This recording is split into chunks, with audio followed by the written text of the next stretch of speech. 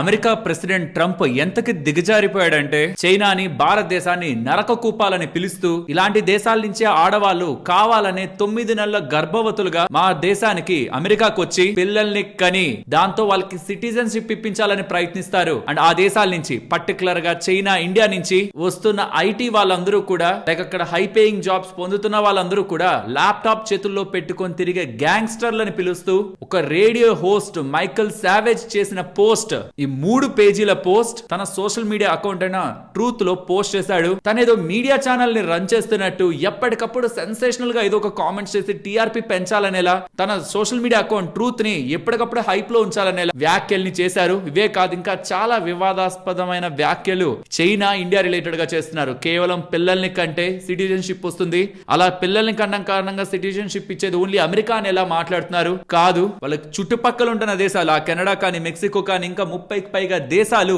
Citizenship ని by birth కి ఇస్తూ ఉంటాయి. కానీ ఏదో వీళ్ళొక్కరే ఇస్తున్నట్టు ల్యాప్టాప్ పట్టుకొస్తున్న గ్యాంగ్స్టర్లను పిలుస్తూ ఆడవాళ్ళని, గర్భవతుల్ని కూడా ఇందులో భాగం చేసి మాట్లాడే ప్రయత్నం ఏదైతే ఉందో, ఇండియా రిలేటెడ్ గా మాట్లాడిన వర్డ్ తీసుకొచ్చి మాట్లాడిన లెటర్ ని పోస్ట్ చేసిన విధానం ఏదైతే ఉందో కంప్లీట్ గా ఇతన్ని ఇంకా ఇండియాకి ఫేవరబుల్ గా మాట్లాడే మాటలతో నమ్మడానికి లేకుండా అయితే చేసుకున్నాడు. అండ్ దీనికి మన మినిస్ట్రీ ఆఫ్ ఎక్స్టర్నల్ అఫైర్స్ వాళ్ళు కూడా రెస్పాండ్ అయ్యారు. ఎస్, మాకు కొన్ని రిపోర్ట్స్ ద్వారా అర్థమవుతున్నాయి, భారతదేశాన్ని నరక కూపం అన్నారు, హెల్ హోల్ అన్నారు అనేలా మాకు కొన్ని రిపోర్ట్స్ అయితే వస్తున్నాయి. నేనైతే ఇక్కడతో దాన్ని వదులుతున్నాను అనేలా ministry of external affairs spokesperson అయిన రణ్ధీర్ జైస్వాల్ గారు కామెంట్స్ ఉన్నాయి. అండ్ దీనికి ఇరాన్ వాళ్ళు అయితే రెస్పాండ్ అయ్యారు. ఇండియా, చైనా హెల్ హోల్స్ కాదని, నరక కూపాలు కాదని, క్రాడిల్స్ ఆఫ్ సివిలైజేషన్ అని, అంటే నార్మల్ గా ఉన్న హ్యూమన్స్ కాస్త అడ్వాన్స్డ్ సివిలైజేషన్స్ గా తయారైంది ఆ దేశాల్లోనే అని ఇరాన్ వాళ్ళు ట్రంప్ కి ఎలాగ అగెనిస్ట్ గానే ఉన్నారు కాబట్టి వాళ్ళ ట్విట్టర్ హ్యాండ్లర్, హైదరాబాద్ రిలేటెడ్ ఉన్న హ్యాండ్లర్ నుంచి పోస్ట్ చేసే ప్రయత్నం చేశారు. ఇంతకు మించి దిగజారుడు ఇండియా రిలేటెడ్ గా మాత్రం తన ప్రెసిడెంట్ అయినప్పటి నుంచి, స్పెషల్ గా 2వ టర్మ్ వచ్చినప్పటి నుంచి మాత్రం టైం దొరికినప్పుడల్లా పెయిన్ క్రియేట్ చేయాలనే చూస్తున్నారు. సందర్భం దొరికినప్పుడల్లా మోడీ నా ఫ్రెండ్, ఇండియా గ్రేట్ కంట్రీ అని అంటున్నారే కానీ హెల్ప్ చేయాల్సింది బదులు, ఆ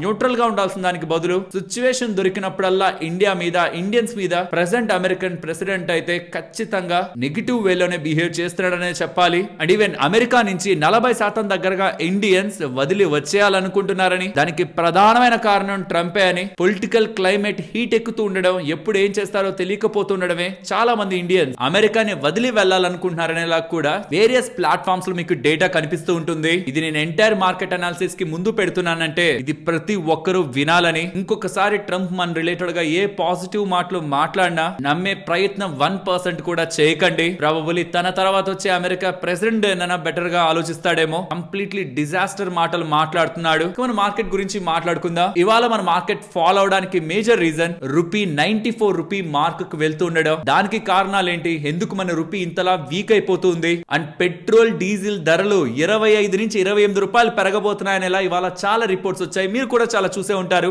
దీనికి మన మినిస్ట్రీ ఆఫ్ పెట్రోలియం వాళ్ళు, కేంద్రం రియాక్ట్ అయింది. అవన్నీ నమ్మద్దు, ఫేక్ వార్తలు, అవి నిజం కాదని. కానీ కేంద్రం అలా మాట్లాడడానికి ఒక కారణం ఉంది. ఖచ్చితంగా పెట్రోల్, డీజిల్ ధరలు అయితే పెరుగుతాయి. కేంద్రం చెప్పాక కూడా చెప్తున్నాను, ఎందుకు లాజిక్ తో పాటు నేను మీకు ఎక్స్ప్లెయిన్ చేస్తాను. పెట్రోల్, డీజిల్ ధరలు పెరిగితే మన ఎకానమీ రిలేటెడ్ గా, ఇన్ఫ్లేషన్ పరంగా ఎలాంటి ఇంపాక్ట్ ఉంటుంది, స్టాక్ మార్కెట్ రిలేటెడ్ గా ఎలాంటి ఇంపాక్ట్ ఉంటుంది, వీటి గురించి డిస్కస్ చేసుకుంటూ, ఎందుకు రూపీ వీక్ అయిందో డిస్కస్ చేసుకుంటూ, యుఎస్ ఇరాన్ వార్ ఒక నెక్స్ట్ అప్డేట్ ఏంటి, సీజ్ ఫైర్ రిలేటెడ్ గా వైట్ హౌస్ ఒక ప్రెస్ సెక్రటరీ ఒక ఇంపార్టెంట్ అప్డేట్, ఒక క్లారిఫికేషన్ అయితే ఇచ్చారు. యాక్చువల్లీ దాంతో మార్కెట్స్ బాగా పెరగాలి, కానీ పెరగట్లేదు. క్రూడ్ ఆయిల్ కూడా కొంత విరుద్ధంగానే రియాక్ట్ అవుతుంది. గోల్డ్ అండ్ సిల్వర్ కూడా కొంత ఆపోజిట్ వేలో రియాక్ట్ అవుతున్నాయి. వీటన్నిటిని లాజికల్ గా ఎక్స్ప్లెయిన్ చేసుకునే ప్రయత్నం చేద్దాం. వీటితో పాటు ఇండియా అండ్ ఇంటర్నేషనల్ గా ఉన్న ఇంపార్టెంట్ అప్డేట్స్. ఎఫ్ఐఎస్ ఒక సెల్లింగ్, నిన్న ఎఫ్ఐఎస్ తో పాటు డిఐఎస్ కూడా సెల్ చేస్తున్నారు. అది ఇంట్రెస్టింగ్ గా ఉంది. ఫర్దర్ డేటా గురించి మాట్లాడుకుంటూ ఇవాళ మన మార్కెట్ అనాలిసిస్ ని ఎండ్ చేద్దాం. Hello friends, welcome to day trader Telugu.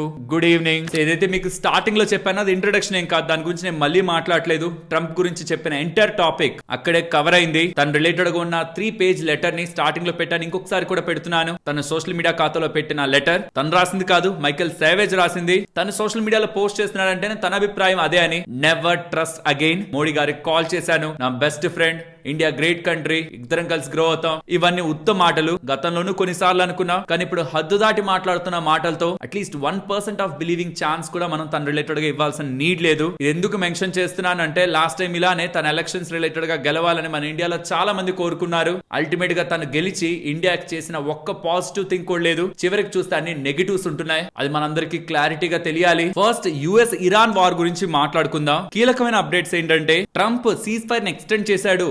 Dead line లేకుండా ఎక్స్టెండ్ చేశాడు అనుకున్నామా?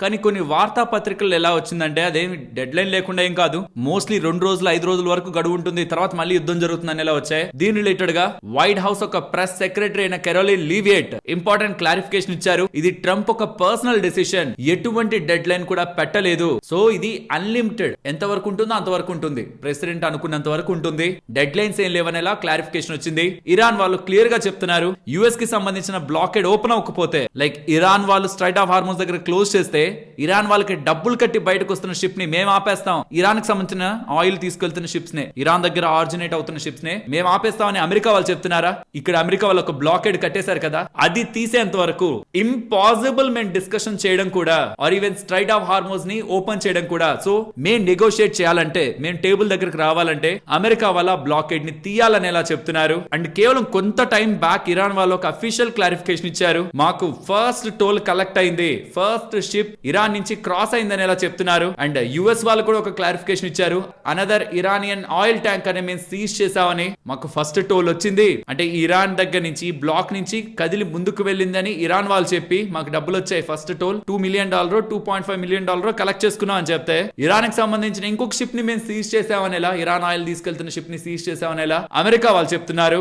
ఇరాన్ వాళ్ళకు కూడా లాస్ట్ 24 అవర్స్ నుంచి మీరు చూస్తే, దానికి ముందు నుంచి లాస్ట్ 24 to 36 అవర్స్ నుంచి చూస్తే 2 లేదా 3 షిప్పుల దగ్గరగా సీజ్ చేసామని ఎలా చెప్తున్నారు. యుఎస్ వాళ్ళు కూడా మల్టిపుల్ షిప్స్ ని, ఫస్ట్ ఏమో కార్గో, తర్వాత ఇరాన్ ఆయిల్ ని క్యారీ చేస్తున్న షిప్స్ ని కూడా సీజ్ చేస్తున్నామని 2 టైమ్స్ దగ్గరగా అప్డేట్ చేశారు. సో ఎవరికి వాళ్ళు సీజ్ అంటున్నారు, కానీ దాని ఒక ఎండ్ రిజల్ట్ ఏంటి, సీజ్ చేసి ఏం చేయాలనుకుంటున్నారు అండ్ ఎవరి మాట వినాలి లాస్ట్ కన్నది యాజ్ ఆఫ్ నో క్లారిటీ లేదు. కాబట్టి ఈవెన్ అన్లిమిటెడ్ టైం పాటు సీజ్ ఫైర్ ఉంటుంది, యుద్ధం జరగదని క్లారిటీగా చెప్తున్నా బ్రెంట్ క్రూడ్ $103 వరకు వెళ్ళింది, ట్రిపుల్ డిజిట్ మార్క్ వచ్చింది. ఇది రీజన్ నెంబర్ 1. దేనికి రీజన్ నెంబర్ 1 నేను చెప్తాను. దాంతో పాటు FIS 3,254 కోట్లకి ఇవాళ, నిన్న కూడా సుమారుగా 2,000 కోట్లకి, దానికి ముందు కూడా సెల్ చేశారు. ఒక 2-3 రోజులు మాత్రం బయర్స్ ఉన్నారు, రెస్ట్ మళ్ళీ సెల్ చేసుకుంటూ వస్తున్నారు. సో FIS ఒక హెవీ సెల్లింగ్. రీజన్ నెంబర్ 2, మన రూపీ రిలేటెడ్ గా వీక్ అవ్వడానికి క్రూడ్ ఆయిల్ భారీగా పెరుగుతూ ఉండడం, మళ్ళీ 100 మార్క్ అబోవ్ వస్తూ ఉండడం, మనం 5 మిలియన్ బ్యారల్స్ దగ్గరగా పర్ డే ఇంపోర్ట్ చేసుకుంటాం. FY26 అంటే 2025 ఏప్రిల్ 1 నుంచి 2026 మార్చ్ 31 వరకు ఆ ఎంటైర్ FY26 ఫైనాన్షియల్ ఇయర్ ఉందా, ఆ మొత్తంలో యావరేజ్ గా రీసెంట్ డేస్ లోనే పెరిగిపోయింది కదా క్రూడ్ ఆయిల్, FY26 లోనే క్రూడ్ ఆయిల్ పెరిగింది. ఆ యావరేజ్ గా మనం నార్మల్ గా ఉన్న crude basket, Indian crude basket కంటే $47 పర్ బ్యారెల్ ఎక్కువ కడుతున్నాం ఏప్రిల్ వరకు. ఈ ఏప్రిల్ మొదటి హాఫ్ లో ఏం జరిగిందో తెలుసా, ఆ 47 ఎక్స్ట్రా కాస్త $53 కి వెళ్ళింది. ఒక్కొక్క డాలర్ పెరిగితేనే మనం తెచ్చుకునేది 5 మిలియన్ బ్యారెల్స్ పర్ డే. ఒక్కొక్క డాలర్ తోనే $5 మిలియన్ మనం ఎక్కువ కడుతూ రావాలి. అలాంటిది $47 దగ్గరగా ప్రీమియం మనం కట్టాం యావరేజ్ కంటే. ఏప్రిల్ 1 లో 53 కి వెళ్ళింది ఫస్ట్ 15 డేస్ లో. దాని తర్వాత అది ఇంకా పెరుగుతుంటే మన ఇండియా ఫిజికల్ డెఫిసిట్ ఇంపాక్ట్ అవ్వడం, జీడిపి రిలేటెడ్ గా ఇంపాక్ట్ పడడం, ఓవరాల్ గవర్నమెంట్ స్పెండింగ్ మీద కానీ గవర్నమెంట్ క్యాపెక్స్ మీద కానీ ఇంపాక్ట్ పడడం జరుగుతుంది. కాబట్టి ఓవరాల్ ఈ సినారియోస్ ఇండియన్ మార్కెట్ ని డిస్టర్బ్ చేస్తాయి. క్రూడ్ ఆయిల్ పెరగడం ఇండియన్ మార్కెట్స్ కి మంచిది కాదు, ఇండియన్ ఎకానమీకి మంచిది కాదు. బికాస్ క్రూడ్ ఆయిల్ పెరగడంతో ఇక్కడ ఇండియాలకు సంబంధించిన పెట్రోల్ డీజిల్ ధరలు కూడా పెరుగుతాయి. ఇదే మీకు కొటాక్ వాళ్ళు కానీ అండ్ వేరియస్ రిపోర్ట్స్ కూడా చెప్తున్నాయి. ఈ ఎలక్షన్స్ అయిపోయిన తర్వాత గవర్నమెంట్ ఆఫ్ ఇండియా 25 నుంచి 28 రూపాయల దగ్గరగా పెట్రోల్ మీద డీజిల్ మీద ధరలను పెంచడానికి చూస్తుందనేలా అప్డేట్ చేశారు. ఎప్పుడు ఎలక్షన్స్ ఎండ్ అవుతాయి, ఏప్రిల్ 29వ తేదీ. దాని తర్వాత ధరలు పెరుగుతాయని చెప్పారు. కానీ దీనికి వెంటనే కేంద్రం రెస్పాండ్ అయింది, ఫేక్ అవన్నీ కూడా మేమేమి పెంచట్లేదు, ఇండియా మాత్రమే ఒక్కొక్క కంట్రీ ఎక్కడ డీజిల్ పెట్రోల్ ధరలు పెంచకుండా ఉన్న కంట్రీ అని ఎలా చెప్పారు. అది వాస్తవమే, నిజమే. చాలా దేశాల్లో పెట్రోల్ డీజిల్ ధరలు పెరిగా, ఇండియాలో పెరగలేదు. కానీ ఎలక్షన్స్ కూడా ఉన్నాయి. ఏప్రిల్ 29వ తేదీ వరకు ఎలక్షన్స్ ఉన్నాయి. ఇప్పుడు పీక్ గా ఓటింగ్ జరుగుతుంది. ఈ పాయింట్ లో ఎలక్షన్ తర్వాత ప్రభుత్వం పెట్రోల్ డీజిల్ ధరలు పెంచుతుందంటే ఓట్ల మీద ఇంపాక్ట్ పడుతుంది కదా, దీనికని ఇలా రెస్పాన్స్ ఇచ్చుండొచ్చా. అండ్ ఇఫ్ ఇన్ కేస్ పెంచలేదు అనుకుందాం, రూపాయి కూడా పెట్రోల్ డీజిల్ ధరలు పెంచలేదు, క్రూడ్ ఆయిల్ అలా పెరుగుతూ వెళ్ళింది, $110, $120, $130, $140 పర్ బ్యారెల్ కు వెళ్ళింది. దెన్ ఆ కేసులో కూడా ఆ నష్టాన్ని అంతటిని ఓఎంసీస్ భరించవు కదా, oil marketing companies like HPCL, BPCL, IOC అవి భరించవు కదా, కొంతవరకు భరిస్తాయి. తర్వాత గవర్నమెంట్ భరించాలి, ఎక్సైజ్ డ్యూటీ కట్ తీసుకోవాలి, మొత్తం కలెక్ట్ చేసిన ట్యాక్స్ అంతటిని వదులుకోవాలి, అది కూడా గవర్నమెంట్ స్పెండింగ్ మీద భారం పెడుతుంది. బట్ నా అంచనా ప్రకారం ఆఫ్టర్ ద ఎలక్షన్స్ ఖచ్చితంగా పెంచుతారు. ఈ లోపు క్రూడ్ ఆయిల్ పడిపోతే తప్పించి పెట్రోల్ డీజిల్ ధరలు కేంద్ర ప్రభుత్వం పెంచుతుంది. కానీ ఎలక్షన్స్ టైంలో అలా అనేసరికి మేబీ ఇది ఫేక్ న్యూస్ అనేలా చెప్తున్నారు, కానీ ప్రభావం పడకూడదని స్లోగా ఈ క్రూడ్ ఆయిల్ ధర పెరుగుతుంటే గవర్నమెంట్ స్లోగా పెట్రోల్ డీజిల్ ధర ధరలు రూపాయి 2 రూపాయలు లెక్కన ఒకేసారి 25-28 రూపాయలు కాకుండా స్లోగా పెంచుకుంటూ అయితే వెళ్తారు. ఇదే జరిగింది గతంలో, ప్రాబబుల్లీ అదే జరగచ్చు కూడా. ఇన్ఫాక్ట్ మీరేమనుకుంటున్నారు? క్రూడ్ ఆయిల్ ధర పెరుగుతూ ఉంటే గవర్నమెంట్ పెట్రోల్ డీజిల్ ధరల్ని ఈ ఎలక్షన్స్ తర్వాత పెంచుతుంది అనుకుంటున్నారా, పెంచదు అనుకుంటున్నారా? వీలైతే మీ అభిప్రాయాలను కూడా కామెంట్ సెక్షన్ లో చెప్పండి. నాకు తెలిసి ఇప్పుడు ఇలా పెంచమని చెప్పారు కాబట్టి ఇమీడియట్ గా కాకపోయినా స్లోగా అయినా సరే ఇదే క్రూడ్ ఆయిల్ ధరలు మెయింటైన్ అవుతూ ఉంటే మాత్రం గవర్నమెంట్ పెంచే అవకాశమే ఉంటుంది. లెట్స్ సే వాళ్ళు పెంచలేదు అనుకున్నా ఆ భారం, ఆ నష్టం క్రూడ్ ఆయిల్ బాస్కెట్ కంటే ఎక్స్ట్రా ప్రీమియం ఏదైతే కడుతున్నామో గవర్నమెంట్ సైడ్ నుంచి, OMCs oil marketing company side నుంచి, అది గవర్నమెంట్ ఒక స్పెండింగ్ ని కూడా, క్యాపెక్స్ సైకిల్ ని కూడా ఇంపాక్ట్ చేస్తుంది. అది కూడా ఇండియన్ జీడీపీకి మంచిది కాదు. ఫిజికల్ డెఫిసిట్ పెరగడం కూడా మన ఇండియన్ జీడీపీకి మంచిది కాదు. రూపీ వీక్ అవుతుంది క్రూడ్ ఆయిల్ ఎక్కువగా పెరిగే కొద్దీ, బికాస్ 5 మిలియన్ బ్యారెల్ దగ్గరగా మనం ఇంపోర్ట్ చేసుకునేది డాలర్ టర్మ్స్ లోనే. అదెంత పెరుగుతుంటే అన్ని డాలర్లు ఇండియా నుంచి బయటకు వెళ్తూ ఉంటాయి మన రూపీస్ డాలర్స్ గా మారి. సో ఇది ఓవరాల్ ఇండియన్ ఎకానమీ కూడా మంచి విషయం కాదు. బట్ పెట్రోల్ డీజిల్ ధరలు రిలేటెడ్ గా మాత్రం చాలా రిపోర్ట్స్ పెంచుతారు ఖచ్చితంగా వచ్చాయి. But due to elections probably ministry of petroleum వాళ్ళైతే దీనికి రెస్పాండ్ అయ్యారు. Let's see after the polls April 29 తర్వాత స్లోగా గవర్నమెంట్ ఎటువంటి స్టెప్స్ తీసుకుంటుందని. సో లాజికల్ గా మార్కెట్ రిలేటెడ్ గా ఉంటున్న ట్రబుల్ అంతా కూడా క్రూడ్ ఆయిల్ రిలేటెడ్ గానే లింక్ అయింది. రీసెంట్ టైమ్స్ లో ఈవెన్ మార్కెట్ పెరుగుతున్నప్పుడు కూడా నా కన్సర్న్ ఇదే అని చెప్పాను. యుద్ధం రిలేటెడ్ గా మార్కెట్ అయితే లెవెల్స్ పరంగా పెద్ద రియాక్ట్ అవ్వలేదు, మళ్ళీ పైకి వచ్చేసింది. కానీ అక్కడ స్ట్రైట్ ఆఫ్ హార్మోస్ ఓపెన్ అవ్వలేదు, క్రూడ్ ఆయిల్ క్రైసిస్ నెలకొంటుంది, క్రూడ్ ఆయిల్ పెరుగుతుంది. ఇది క్రూడ్ ఆయిల్ అంటే జస్ట్ మనం గ్యాస్ అనో లేకపోతే డీజిల్ అనో పెట్రోల్ అనే కాదు, స్ట్రైట్ ఆఫ్ హార్మోస్ అలా ఆగడం కారణంగా చాలా ఎక్స్పోర్ట్స్ ఆగిపోతున్నాయి. అందులో ఫర్టిలైజర్స్ ఒకటి. జస్ట్ ఇమాజిన్ క్రూడ్ ఆయిల్ ధరలు పెరిగి, పెట్రోల్ డీజిల్ ధరలు పెరిగి, ప్యారలల్ గా ఫెర్టిలైజర్ వాటి ధరలు కూడా పెరిగితే రవాణా కాస్ట్ పెరుగుతుంది. రవాణా కాస్ట్ పెరిగినప్పుడే ధరలు ఆటోమేటిక్ గా పెరుగుతాయి. పెట్రోల్ డీజిల్ ధరలు పెరిగితే ఆటోమేటిక్ గా కాస్ట్లు పెరుగుతాయి. ఎండ్ యూజర్ కొనుక్కునేది రవాణా జరిగితే వచ్చేదే కాబట్టి వాటి ధరలు పెరుగుతాయి. ఈ లోపు ఫర్టిలైజర్స్ కూడా పెరిగితే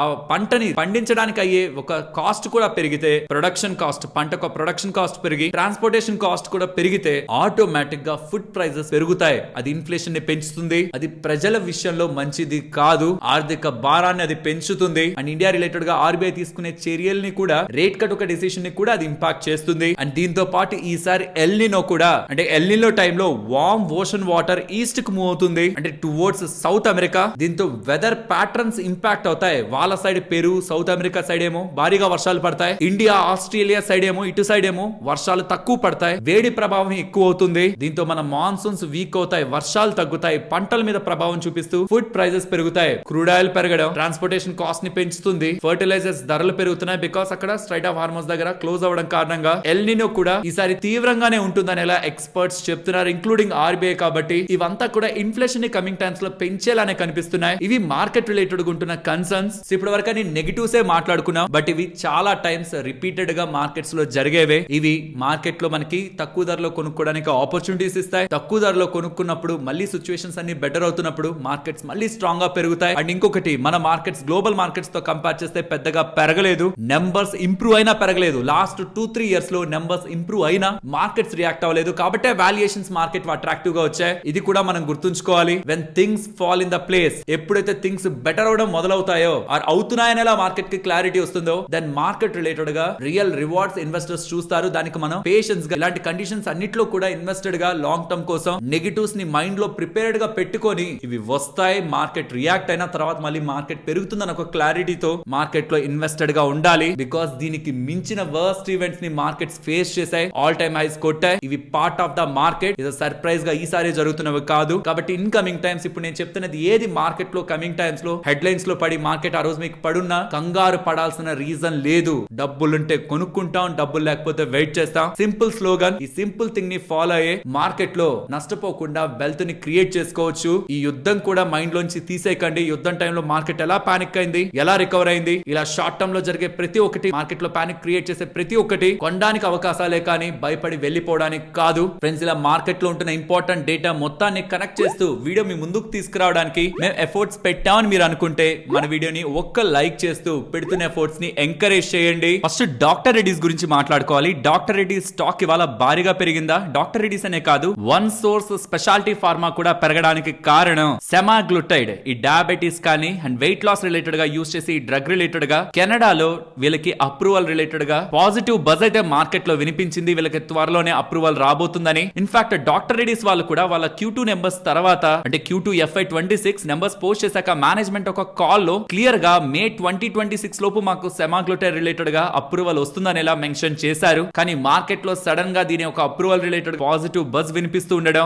మార్కెట్ ని ఎగ్జైట్ చేసింది. వాళ్ళ సెమాగ్లూటైడ్ రిలేటెడ్ గా బిజినెస్ ఇస్తున్నా అంటే ఈ డాక్టర్ రెడ్డిస్ రిలేటెడ్ గా బిజినెస్ ఇస్తున్న వన్సో స్పెషాలిటీ ఫార్మా రిలేటెడ్ గా కూడా డాక్టర్ రెడ్డిస్ వాళ్ళతో పాటే సిమిలర్ ట్రాక్షన్ ఇవాళ మీకు స్టాక్ ధరలో అయితే కనిపించుంటుంది. ఇక్కడ ఒక ఇంట్రెస్టింగ్ థింగ్ ఏంటంటే కెనడాలో వీళ్ళకి అప్రూవల్ వచ్చింది అనుకోండి, వీళ్ళే సోల్ ప్లేయర్ గా ఉంటారు. వీళ్ళకి కాంపిటీషన్ లేదు. ఒక 6 నుంచి 9 నెలల పాటు వీళ్ళే ఒక మోనోపోలీని అక్కడ కెనడాలో రూల్ చేస్తారు. ఆల్మోస్ట్ $1.5 బిలియన్ దగ్గరగా బిజినెస్ ఉండే డ్రగ్ ఇది. $1 to $1.5 బిలియన్ మార్కెట్ సైజ్ ఉండే drug semaglutide. And after doctor Reddy's తర్వాత ఫస్ట్ ఇయర్ లోనే శాండోస్ అండ్ అపోటెక్స్ వాళ్ళు లాంచ్ చేస్తారు. అండ్ తర్వాత ఆల్మోస్ట్ ఒక 7 to 8 ప్లేయర్స్ దగ్గరగా కెనడాలో మార్కెట్ లోకి వస్తారు. కానీ దాని అంతటికి ముందు 6 నుంచి 8 నెలల పాటు డాక్టర్ రెడ్డిస్ వాళ్ళకి టైం ఉంటుంది. అది వాళ్ళు ఎంజాయ్ చేసి ఫుల్ గా డబ్బులు సంపాదిస్తారని మార్కెట్ భావిస్తూ స్టాక్ అయితే ఇవాళ పెరిగింది. కానీ గుర్తుంచుకోండి, వాళ్ళు గతంలోనే చెప్పారు, Q2 లోనే చెప్పారు మే ఎండింగ్ లో మాకు అప్రూవల్ వస్తుంది, Q4 లో మేము లాంచ్ చేస్తాం అండ్ ఎర్లీ FY27 లో అంటే ఇప్పుడు జరుగుతున్న క్వార్టర్ లో బిజినెస్ ని తీసుకొస్తామనేలా Q4 FY26 are Q1 FY27 లో బిజినెస్ ని తీసుకొస్తామనేలా అప్డేట్ అయితే చేశారు. అంటే ఏమైనా అప్రూవల్ వచ్చేసిందా అని most of the media channels అన్ని డాక్టర్ రెడ్డిస్ అప్రోచ్ అయ్యాయి. కానీ మాకేం ఇంకా అప్రూవల్ రాలేదు, మేము వెయిట్ చేస్తున్నాం అనేలానే డాక్టర్ రెడ్డిస్ వాళ్ళు చెప్పారు. నెక్స్ట్ సిప్లా గురించి మాట్లాడుకోవాలి. సిప్లా వాళ్ళకి US FDA రిలేటెడ్ గా ఆల్బిటరాల్ ఇన్హేలర్ పరంగా అప్రూవల్ అయితే వచ్చింది. ఇది బ్రాంకియోస్పాజమ్స్ రిలేటెడ్ గా, షార్ట్నెస్ ఆఫ్ బ్రీత్ రిలేటెడ్ గా, స్పెషల్లీ ఆస్తమా కానీ COPD కానీ ఈ పేషెంట్స్ లో యూస్ చేసే డ్రగ్ ఇన్హేలర్. ఇది $1.5 బిలియన్ ఉంటున్న మార్కెట్. ఇది ఇప్పుడు US నుంచి వీళ్ళకి అప్రూవల్ వస్తూ ఉండడం ఇది మార్కెట్ లోకి లాంచ్ చేస్తారు బై H1 FY27 అంటే ఈ ఫైనాన్షియల్ ఇయర్ లో, ఈ ఆన్ గోయింగ్ 2027 ఫైనాన్షియల్ ఇయర్ లో ఫస్ట్ హాఫ్ లో మార్కెట్ లోకి లాంచ్ చేస్తారని ఇలా మార్కెట్ లో ఉంటున్న ఎక్స్పెక్టేషన్స్ స్టాక్ ని అయితే ఇవాళ పెంచింది. ఇదేనా వీళ్ళు మాత్రమే ఉన్నారా అమెరికాలో ఇంకెవరు లేరా అంటే లేదు. ఈ సేమ్ ఆల్బిట్రాల్ సల్ఫేట్ మార్కెట్ లో 5 to 6 ప్లేయర్స్ దగ్గరగా ఉన్నారు. బట్ ఈ స్పేస్ కొంత పెద్దదే కాబట్టి సిప్లా వాళ్ళకు కూడా అడ్వాంటేజ్ ఉండే అవకాశం ఉందని మార్కెట్ భావిస్తూ స్టాక్ నైతే ఇవాళ రివార్డ్ చేసింది. అండ్ ఎవరైనా హైదరాబాద్ లో ఉంటే రియల్ ఎస్టేట్ అక్కడ నిజంగానే రివర్స్ అవుతుందా? లైక్ పేపర్ లో చూస్తున్నాను ఈ ఆర్టికల్, రియల్ రివర్స్ అని 2 ఏళ్లలో 1000 కోట్ల లాస్ అనే హెడ్డింగ్స్ తో రియల్ ఎస్టేట్ హైదరాబాద్ లో కొంత రీసెంట్ టైమ్స్ లో వీక్ అయిందనేలా డేటా అయితే కనిపిస్తుంది. కానీ ఇక్కడ నుంచి కొంత టైం బ్యాక్ ప్రెస్టేజ్ వాళ్ళకి సంబంధించిన ఇళ్లను అమ్మదాం అనుకుంటే హైదరాబాద్ లో ఒకేసారి 1700 యూనిట్స్ దగ్గరగా అమ్ముడుపోయాయని, ఆల్మోస్ట్ 2500 కోట్ల దగ్గరగా బిజినెస్ జరిగిందని, 29 ఎకర్స్ లో ఆల్మోస్ట్ 5000 ఇళ్లను కడుతున్నారు వాళ్ళు, 5120 యూనిట్స్ ని. ఆల్మోస్ట్ దాని నుంచే 9500 కోట్లు ఎక్స్పెక్ట్ చేస్తున్నారు ఒక్క ప్రాజెక్ట్ నుంచే. దాంట్లో ఆల్మోస్ట్ 2500 క్రోర్ దగ్గరగా ప్రాజెక్ట్ ఒకే విడతలో జరిగిపోయిందనేలా, రియల్ ఎస్టేట్ అంతా స్ట్రాంగ్ గా ఉందనేలా హైదరాబాద్ పరంగా వినిపిస్తుంది. కానీ ఇంకొక పక్కేమో అలా కాదు, చిన్న చిన్న ఇల్లు అన్ని కూడా ఇంపాక్ట్ అవుతున్నాయి. ఓవరాల్ బిజినెస్ తగ్గిందనేలా, హైదరాబాద్ లో రియల్ ఎస్టేట్ ఇంపాక్ట్ అయిందనేలా తెలుగు పత్రికల్లో అయితే డేటాని పబ్లిష్ చేస్తున్నారు. ఈ మధ్య మీరు టీవీలో కూడా వింటూ వచ్చుంటారు వార్తా కథనాలని. కానీ రియాలిటీలో నిజంగా అలా తగ్గాయా ధరలు హైదరాబాద్ లో? అక్కడ ఉంటున్న వాళ్ళు, క్లారిటీ ఉంటున్న వాళ్ళు వీలైతే కామెంట్ సెక్షన్ లో చెప్పండి. బట్ దుబాయ్ రిలేటెడ్ గా మాత్రం after virus first time decline కనిపిస్తుందనేలా ఎకనామిక్స్ టైమ్స్ లో అయితే మనకి డేటా కనిపిస్తుంది. రియల్ ఎస్టేట్ ఇండెక్స్ ఆల్మోస్ట్ 40% దగ్గరగా దుబాయ్ కి సంబంధించింది కరెక్ట్ అయింది. బట్ స్టిల్ వైరస్ కంటే, అంటే వైరస్ ఉన్న పాయింట్ల కంటే దుబాయ్ రియల్ ఎస్టేట్ ఇంకా చాలా ఎక్కువలోనే ఉంది. ఈ రీసెంట్ టైమ్స్ లో ఇరాన్ రిలేటెడ్ గా వచ్చిన ఫాల్ కూడా పెద్ద ఫాల్ ఏం కాదు, వైరస్ నుంచి ఇంకా అక్కడ రియల్ ఎస్టేట్ బాగా పెరిగినట్టే. బట్ ఫస్ట్ టైం డిక్లైన్ అయితే దుబాయ్ ఇళ్ల ప్రైజుల్లో అయితే ఉన్నాయంటున్నారు. బట్ హైదరాబాద్ రిలేటెడ్ గానే మిక్స్డ్ ఒపీనియన్స్ కనిపిస్తున్నాయి. అక్కడ ఉంటున్న వాళ్ళు, రీసెంట్ టైమ్స్ ఇల్లు కొందామని ప్రయత్నిస్తున్న వాళ్ళు మీ ఒపీనియన్స్ ని చెప్పండి. ఇప్పుడు నేను మీతో షేర్ చేసిన డేటా వాల్యుబుల్ గానే అనిపించిందా? అనిపిస్తే మన వీడియోని తప్పకుండా లైక్ చేయండి.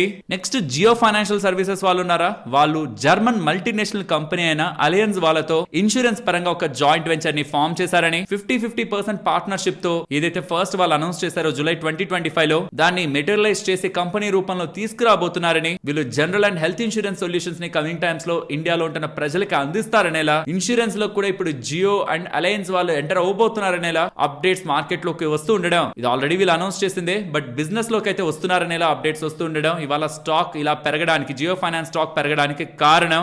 నెక్స్ట్ ప్రాజ్ ఇండస్ట్రీస్ కానీ ఇవాళ షుగర్ స్టాక్స్ కానీ పెరగడానికి ప్రధానమైన కారణం ఇవాళ 7% దగ్గరగా పెరిగింది కదా కంపెనీ. కారణం ఇథనాల్ ఒక బ్లెండింగ్ ని 5 కాదు 15 కాదు 20 కాదు 25 కాదు ఏకంగా 85 తీసుకువెళ్లాలని గవర్నమెంట్ ఆలోచిస్తుందని నిన్నటి వీడియోలోనే మాట్లాడుకున్నామా. అది ఇవాళ ఇంకొంత వైరల్ గా సోషల్ మీడియా ప్లాట్ఫామ్స్ అంతా తిరిగింది. ఇథనాల్ ఒక బ్లెండింగ్ పెరిగితే షుగర్ కంపెనీస్ ఇథనాల్ ని ప్రొడ్యూస్ చేస్తున్న కంపెనీస్ కి మంచి ధర లభిస్తుంది. ఇథనాల్ రిలేటెడ్ గా ఆల్సో దాని రిలేటెడ్ గా ఇన్ఫ్రాస్ట్రక్చర్ ని అందించే ప్రాజెక్ట్ కూడా అడ్వాంటేజ్ ఉంటుందని స్టాక్స్ లో బజ్ అయితే కనిపిస్తుంది. బట్ దీని రిలేటెడ్ గా ఒక క్లియర్ కట్ ప్రపోజల్ ఏం మనకి ఇంకా ప్రభుత్వం నుంచి రాలేదు. కానీ ఇలా తీసుకొస్తే మాత్రం పాత బండ్లకి ఏవైతే పాత కార్లకి అండ్ 2 వీలర్స్ కి ఎటువంటి ఇంపాక్ట్ ఉంటుందనేది కూడా ఫుల్ గా క్లారిఫై చేసి వాటి రిలేటెడ్ గా కూడా ఆలోచించి తీసుకురావడం మంచిది. సో ఈ రీజన్స్ తోనే ఇవాళ షుగర్ స్టాక్స్ పెరగడం కానీ ప్రాజ్ పెరగడం కానీ జరిగింది. ఫ్రెండ్స్, జర్మన్ డిఫెన్స్ మినిస్టర్ ఒక ఇంపార్టెంట్ అప్డేట్ అయితే చేస్తున్నారు. $8 బిలియన్, బాగా చూడాలి, మిలియన్ కాదు బిలియన్ డాలర్స్ సబ్మరీన్ ప్యాక్ట్ ని ఇండియాతో కుదుర్చుకోవడానికి చూస్తున్నారని, త్వరలోనే అది సైన్ అవుతుందని, ఇందులో భాగంగా జర్మనీ కి సంబంధించిన టీకేఎంఎస్ అండ్ ఇండియాకి సంబంధించిన మెజగాన్ డాక్ షిప్ బిల్డర్స్ వీళ్ళిద్దరూ కలిసి 6 సబ్మరైన్స్ దగ్గరగా బిజినెస్ చేయడానికి నెక్స్ట్ 3 నెలల్లో డెసిషన్ తీసుకోబోతున్నారనేలా జర్మనీకి సంబంధించిన డిఫెన్స్ మినిస్టర్ అప్డేట్ చేస్తుండడం. 3 నెలలంటే ఆల్మోస్ట్ ఇంకొక 90 డేస్ లో ఆ స్టెప్ అయితే తీసుకుంటారు. ఈవెన్ ఏప్రిల్ 21 నుంచి 23 ఇన్ బిట్వీన్ జర్మనీకి వెళ్లిన రాజ్నాథ్ సింగ్ గారు టీకేఎంఎస్ కంపెనీతో కూడా ఇంటరాక్ట్ అవ్వడం అండ్ వాళ్ళని విజిట్ చేయడం అండ్ వాళ్ళ సబ్మరైన్స్ రిలేటెడ్ గా ఉన్న క్యాపబిలిటీస్ ని తెలుసుకోవడం ఇవన్నీ కూడా చేయడం జరిగిందని, కమింగ్ టైమ్స్ లో ఈ డీల్ అవుతుందనేలా అప్డేట్స్ కనిపిస్తున్నాయి. సో దీంతో Mazagon dock ship builders related గా బిజినెస్ ఎక్కువ ఉండే అవకాశం ఉంటుంది. కాబట్టి ఇది మెజగాన్ డాక్ షిప్ బిల్డర్స్ పరంగా లాంగ్ టర్మ్ లో చాలా మంచి విషయంగానే మనం చూడాలి. బికాస్ ఆటోమేటిక్ గా వాళ్ళకి రెవెన్యూస్ ఇంత వస్తాయి, మార్జిన్ ఇంత ఉంటుంది, ప్రాఫిటబిలిటీ ఇంత ఉంటుంది అనేలా బిజినెస్ అయితే నెక్స్ట్ కొన్ని ఇయర్స్ పాటు ఫోర్కాస్ట్ లోకి వచ్చేస్తుంది. సో ఇది very big deal for Mazagon dock ship builders. Next numbers గురించి మాట్లాడుకోవాలి. ఫస్ట్ ఇన్ఫోసిస్ వాళ్ళ నెంబర్స్, కాన్స్టెంట్ కరెన్సీ రెవెన్యూ అనేది 1.3% దగ్గరగా డౌన్ అయింది. మార్కెట్ ఎక్స్పెక్టేషన్స్ 0.6 డౌన్ అవుతుందని, సో హైయర్ రెవెన్యూ డ్రాప్ అయితే కనిపిస్తుంది. మార్జిన్స్ మిస్ అవుతున్నాయి. 20.8 దగ్గరగా గతంలో వాళ్ళ మార్జిన్స్ ఉంటే ఇప్పుడు 21, బట్ మార్కెట్ ఎక్స్పెక్టేషన్స్ కి బిలోనే ఉంది. సో రెవెన్యూ మార్జిన్స్ రెండు కూడా మిస్ అవుతున్నాయి. గైడెన్స్ ఇన్ లైనే ఉంది.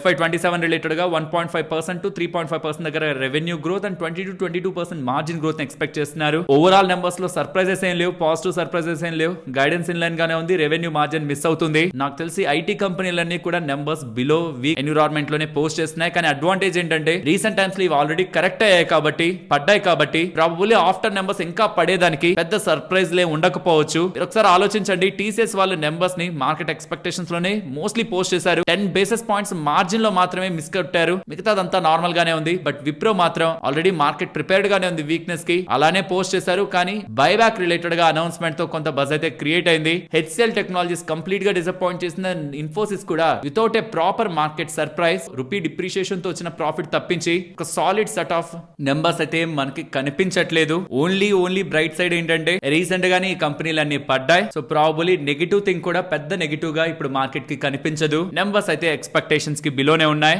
అండ్ వీళ్ళు 25 రూపీస్ పర్ షేర్ డివిడెండ్ ని ప్రకటించారు. నెక్స్ట్ డెల్టా కాప్ నెంబర్స్ ని మీరు చూస్తే ఇయర్ ఆన్ ఇయర్ వదిలేసేయండి, రెడ్ లో ఉంటాయి. బట్ క్వార్టర్ ఆన్ క్వార్టర్ చూస్తే రెవెన్యూ సైడ్ కానీ, మార్జిన్ సైడ్ కానీ, ప్రాఫిటబిలిటీ సైడ్ కానీ ఇంప్రూవ్మెంట్ కనిపిస్తుంది. అండ్ ఈ Q4 లో ఎక్సెప్షనల్ లాస్ వీళ్ళకి 5.5 crore దగ్గరగా ఉంది. అండ్ ఎందుకు నేను లాస్ట్ ఇయర్ తో కంపేర్ చేయొద్దు అంటున్నానంటే Q4 FY25 అంటే last financial year same quarter లో వీళ్ళకి ఎక్సెప్షనల్ గెయిన్ 212 crore దగ్గరగా వచ్చిందన్నమాట. సో ఇయర్ ఆన్ ఇయర్ లో కంపేర్ చేస్తుంటే మీకు నెంబర్స్ కొంత డివేట్ అవుతాయి. ఆ డివేషన్ ని పక్కన పెట్టి వీళ్ళ నెంబర్స్ ని కంపేర్ చేస్తున్నప్పుడు Delta Corp numbers market expectations కి బెటర్ గా ఉన్నాయి. నెక్స్ట్ ఐఎక్స్ వాళ్ళ నెంబర్స్, రెవెన్యూ 22% పెరుగుతుంది. మార్జిన్స్ గతంలో 85% ఉంటే ఇప్పుడు 86 గా మెయింటైన్ చేస్తూ ప్రాఫిట్ 11% దగ్గరగా ఇయర్ ఆన్ ఇయర్ లో గ్రో చేశారు. అండ్ పర్ షేర్ వీళ్ళు 2 రూపీస్ డివిడెండ్ ని కూడా ప్రకటించారు. ఓవరాల్ నెంబర్స్ డీసెంట్ ఎన్ఎఫ్ఏ ఉన్నాయి. సరే మరి నేను ఉండనా, మరొక ఇంట్రెస్టింగ్ వీడియోతో మళ్ళీ మీ ముందుకు వస్తాను. అంతవరకు టేక్ కేర్, జై హింద్.